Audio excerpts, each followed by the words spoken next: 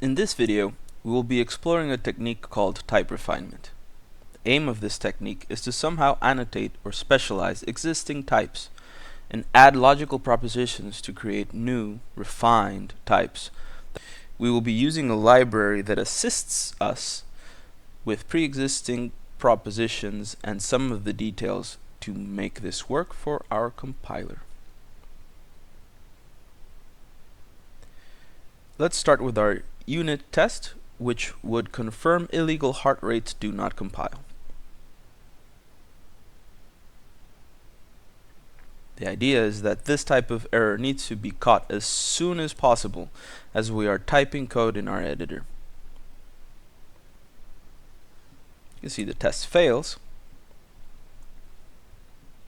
So let's go ahead and start making it pass. You can add a new type called valid heart rate, and it expresses a closed interval, and we will be reusing the minimum and maximum heart rate constants we have above.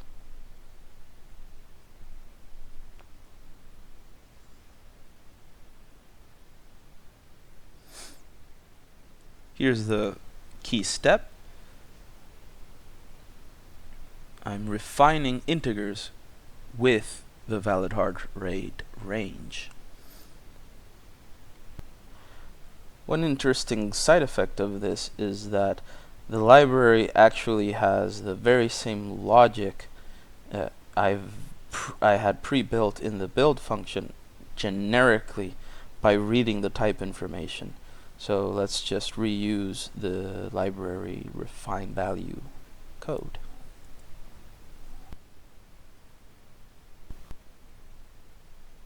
The compiler actually now proves this property for us, but we'll leave this code here as a reminder. Because the compiler no longer takes just any integer, when building a heart rate, our generator also fails. So the generator is forced to refine integer values.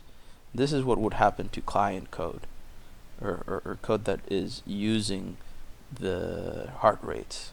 It won't just take unverified user input.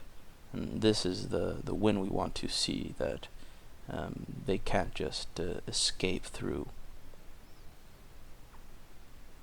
Good. Our compilation test passes. Let's do a quick sanity test on our tests, and we can confirm illegal heart rates can no longer be constructed.